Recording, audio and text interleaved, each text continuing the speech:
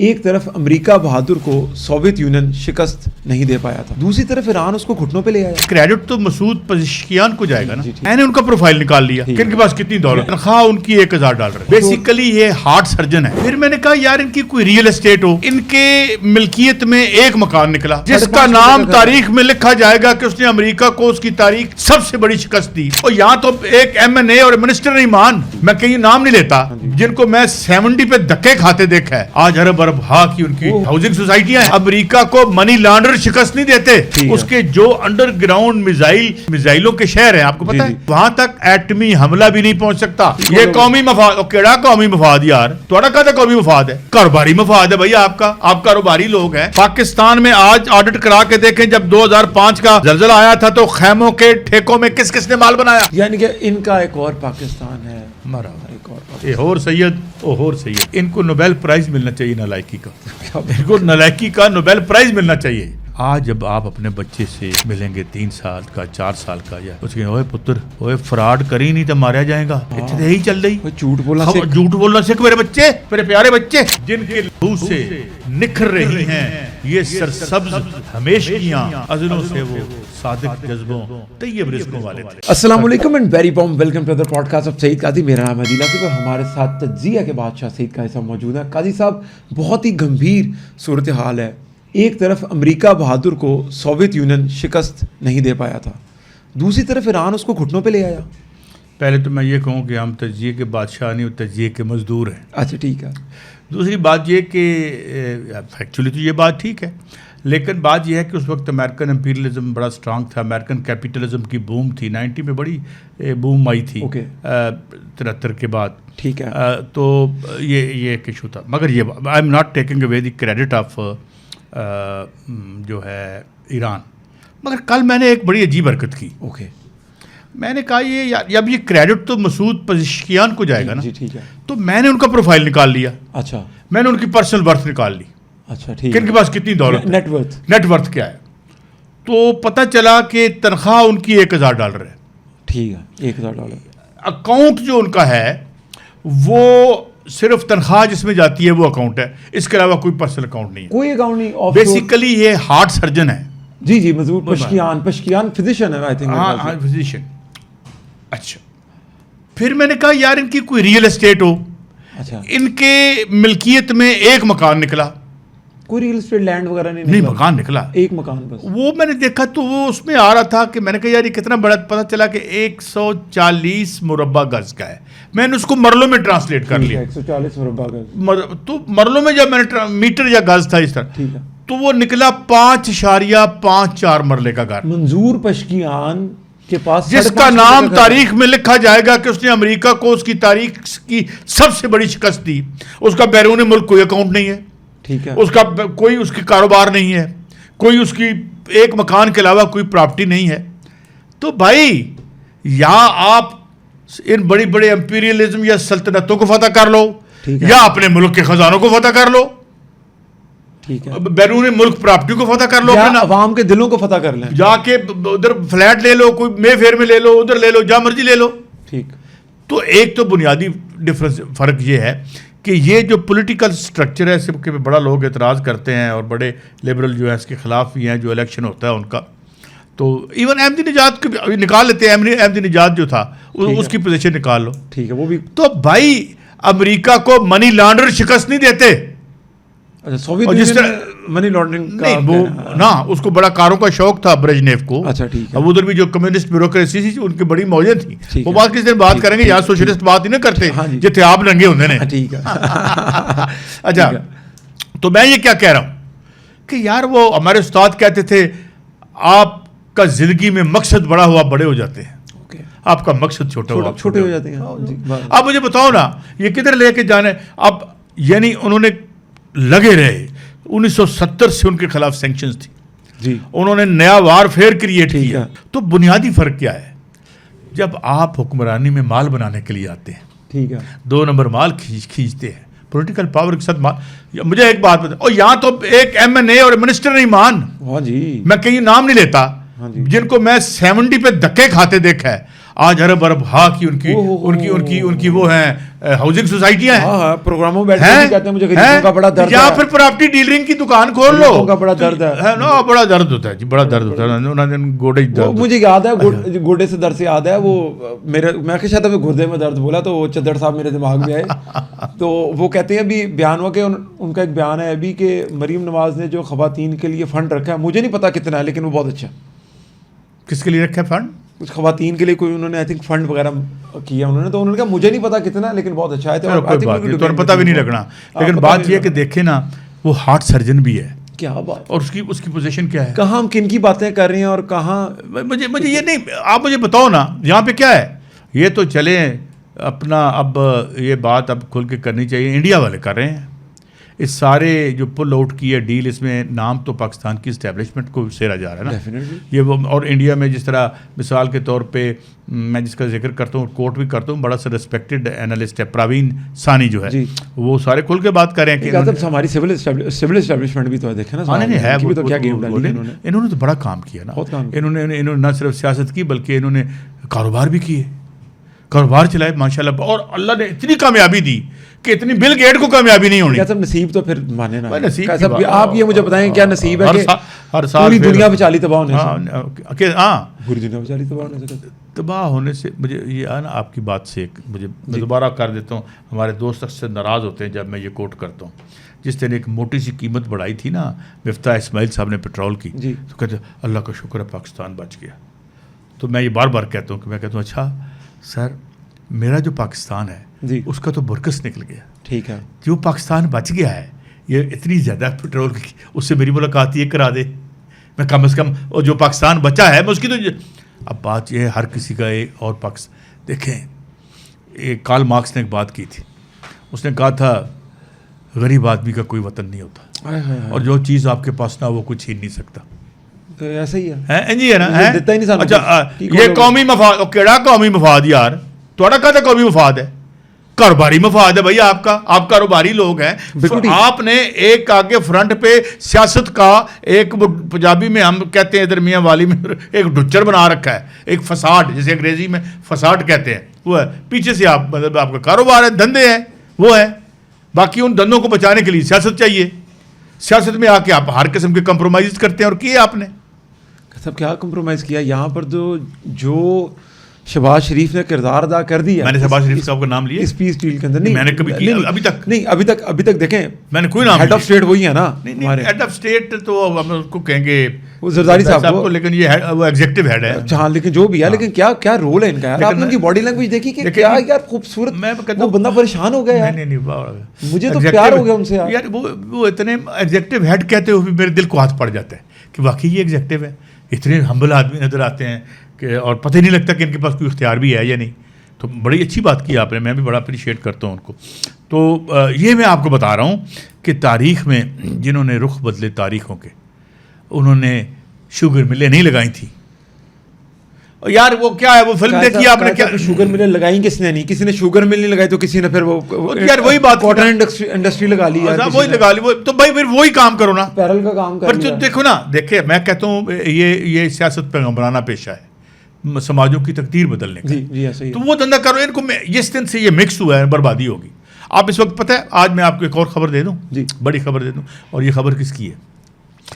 یہ خبر ہے نیو یارک ٹائمز کی. اوکے, نیو یارک ٹائمز میں لکھتے ہیں, یہ کل یا پرسوں کی خبر ہے, کہ یہ ڈیل کیوں کی ہے ٹرمپ نے. ٹرمپ اتنا ان پاپولر ہو رہا ہے کہ اگر وہ مڈ ٹرم الیکشن ہار جاتا ہے اور دونوں ایوانوں میں اس کی اکثریت ختم ہو جاتی ہے, تو صرف اس کے خلاف انکوائریاں شروع ہو جائیں گی, انویسٹیگیشن شروع ہو جائے گی, مقدمے چل پڑیں گے. کیونکہ موصوف کی دولت اس پریزیڈنسی میں یہ الزام ان پر لگا رہے ہیں کہ انہوں نے کئی گنا ان کی دولت بڑھ گئی ہے اس پریزیڈنسی میں.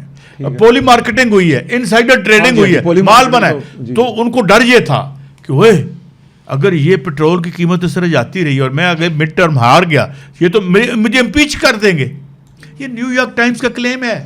اچھا, ایک طرف $1000 والا جسے جوتے مار مار کے تاریخ سے نکال رہے ہیں ایک بہت بڑے امپیریلزم کو, ایک طرف ارب پتی کھرب پتی ٹرمپ صاحب ہیں, تے پلے ککھ نہیں ہے, has been reduced to a laughing stock. ایک مذاق بن کے رہ گیا اپنے میڈیا میں, اپنی ہر جگہ پہ. دولت بڑی ہے اس کے پاس. وہ کہتے ہیں اس کو شیزوفرینیا ہے, یہ وہ ہمیں نہیں پتا ہے. شیزوفرینیا ایک نفسیاتی بیماری ہے جسے سپلٹ پرسنالٹی کا مرض ہوتا ہے, ڈیلیوژنز آتے ہیں, ہیلوسینیشنز آتے ہیں. مگر بات سنیں, نہ امریکہ کو, امریکہ کی اتنی بڑی کیوں نہیں بچا سکی امریکہ کو مائٹ؟ کیونکہ وہاں پہ رولر کون ہے؟ ایلن مسک, پہلا ٹریلینئر ہے وہ. قاضی صاحب میں نے آپ سے سوال تھا, آپ ادھر ہی آگے, کہ جہاں پر دنیا غربت کی ہر حد پار کر گئی, 8,000 بچہ بھوک سے مر گیا روزانہ اس دنیا میں, ایلن مسک جو ہیں وہ ٹریلینئر ہو گئے, کیسے؟ ابھی میں آپ کو ایک اور بات بتاؤں, یہ بھی فکر دے دیجیے. اس کرائسس سے جتنا آئل کمپنیوں نے کی 3 گنا ان کی دولت بڑھ گئی ہے جی. اس تمام کرائسس کے دوران جو منافع وہ لے رہے تھے آئل پہ, وہ تو لے ہی رہے تھے. آن دی ٹاپ آف دیٹ جو انہوں نے پیسے کمائے ہیں اس کرائسس کے دوران 40 دنوں میں, وہ تقریباً $30 ملین ایک گھنٹے کا بنتا ہے. وہ $30 ملین ایک گھنٹے پر آور یہ کمایا, انہوں نے منافع نکالا. یہی ہے, آپ کی مزری بیچتے ہیں. پاکستان میں آج آڈٹ کرا کے دیکھیں, جب 2005 کا زلزلہ آیا تھا تو خیموں کے ٹھیکوں میں کس کس نے مال بنایا؟ اور یہ تو آپ کی لاشیں بیچتے ہیں, یہ تو آپ کے کفن بیچ دیتے ہیں. انڈیا میں نہیں دیکھا یہ کفن بکے جو انڈین فوج نے جو کرپشن کی تھی. جی ٹھیک ہے, تو ہماری مزری ان کی خوشی. ٹھیک ہے, ان کی خوشی ہماری موت. یعنی کہ ان کا ایک اور پاکستان ہے, ہمارا ایک اور اے ہور سید او ہور سید. بالکل ٹھیک. لو لاکھ دے مالک ہور سید. کیا بات ہے قائد صاحب. اچھا قائد صاحب, موسٹ امپورٹنٹلی اب جو صورتحال بنی ہے, ایران کے اوپر سے سینکشنز اٹھ رہی ہیں. 1970 سے سینکشنز میں ہیں. ہاں جی, تقریباً 79 سے بات. 79 سے اگر وہ سینکشن سے ہے تو 21 اور 26 27 47 سال بعد جب ایران نے سسٹین کرنے کے بعد اڑے گا, تو کیا کوئی Iran is definitely emerging as a regional power in the region. ٹھیک ہے. اس کو 2 چیزیں ہو رہی ہیں. اس کو پیسے کہاں سے آ رہے ہیں؟ پہلے ایران بلیک مارکیٹ سے چیزیں خریدتا تھا, اس کے پر پابندیاں تھیں. بلیک مارکیٹ میں آپ کو ایک بلیک مارکیٹ کا پریمیم, مطلب یہ فون اگر میرے لیے 4 لاکھ کا ہے نا, تو ان کو شاید 15 لاکھ کا خریدنا پڑے گا, 10 لاکھ کا. وہاں سے اکنامک ریلیف آئے گا. ان کو آلریڈی یعنی سینکشنز ختم ہو گئی ہیں, ابھی ویسے چلے گا کام, لیکن انہوں نے تیل بیچنا شروع کر دیے. پھر ان کو ارد گرد کے ملک آ کے ان کو پیسے آفر کر رہے ہیں. $3 بلین UAE نے دے بھی دیا ہے. UAE نے ایران کو؟ جی UAE نے جی سارے آفر کر رہے ہیں. قطر آفر کر رہا ہے, اور بھی دیں, باقی کے بھی دیں گے. ایران کے اس کی وجہ یہ کہ اب ایران چودھری ہے اس ریجن کا. نہیں تو ایران کیونکہ یہ جو سیکورٹی آپریٹس ہے یہ اب امریکہ کو لے کے جانا ہے یہاں سے. کیونکہ جو شرط ہے 14 شرطیں ہیں, اس میں ایک شرط یہ ہے کہ امریکہ ایران کے ارد گرد جتنے اس کی ہے نا بیسز وہ نکالے. اب بیسز نکالنے کے لیے کوئی پھر اور چودھری تو چاہیے. ایک پاکستان ہوگا جو پہلے سعودی عرب میں پہنچ چکا ہے. قطر ہمارے ساتھ گفتگو کر رہا ہے کہ جی ہمیں سیکورٹی کور دیں, اور باقی بھی آئیں گے, اور دوسرا ایران ہوگا. واہ کیا بات ہے. کہتے بڑی خوبصورت بات آپ نے مجھے. لیکن قائد صاحب, ایران تو اکانومی کھڑی کر لے گا, ساڈا کی ہوئے گا؟ ساڈا کی ہوئے گا, اسی اکانومی تو نہیں کھڑی کریں گے, حکمرانوں کی اکانومی کھڑی ہوتی چلی جائے گی. میں نے پہلے بھی آپ کو بتایا پاکستان موسیٰ تو کوئی ہے ہمارے بیچ میں, ہوگا یا اچھی بات ہے, لیکن آ چکا ہے. دیکھیں میں نے کہا کہ 2 معیشتیں ہیں. جس طرح ایک ان حکمرانوں کی معیشت ہے آسمان کی طرف جا رہی ہے, ایک عام آدمی کی معیشت ہے وہ نیچے. یہ کبھی اکٹھی نہیں اٹھ سکتی. ٹھیک ہے. یہ ناجائز معیشتوں کو جب تک ہم اٹیک کر کے جو ہے عوام کے جو پیسے واگزار نہیں کراتے, ٹھیک ہے, جس سے یہ جہاز خریدتے ہیں, پھرتے ٹرتے ہیں. پلیز ایسی بات نہ کیا کریں قاسم, نہ کیا کریں پلیز ایسی بات قاسم, نہ کیا کریں. نہ تکلیف ہوتی ہے ہمیں. پھر کیا تکلیف ہوتی ہے قاسم؟ ظاہر ہے جب ہم نے سائیکل پہ بیٹھنا ہے تو تکلیف تو ہوگی. تکلیف ہوتی ہے قاسم, اب ہوتی ہے قاسم. قاسم میں پھر اس پہ آؤں گا کہ Iran Pakistan gas pipeline کا معاہدہ تھا, ایک بڑا پیارا معاہدہ تھا. سوچا تھا سوئی گیس ہمیں بھی کھلی شلی ملے گی, گیس شیس آئے گی. نہیں وہ تب امریکہ سے ڈر لگتا تھا ہمیں. اب بھی نہ لائے تو ان سے بڑا نالائق کون ہوگا؟ آپ کو کیا لگتا آ جائے گی؟ دیکھیں میں ان پہ مجھے کوئی جو پاکستان کی یہ جو آپ کی اکنامک مینیجرز ہیں, ان کو نوبیل پرائز ملنا چاہیے نالائکی کا. ان کو نالائکی کا نوبیل پرائز ملنا چاہیے. پاکستان اتنا آئل رچ منرل رچ ملک ہے. اگر آپ جو جیولوجیکل سرویز ہیں امریکہ کے دیکھیں, تو وہ ہمیں کہتے ہیں یار ہم سے پیسے مانگنے آتے ہو.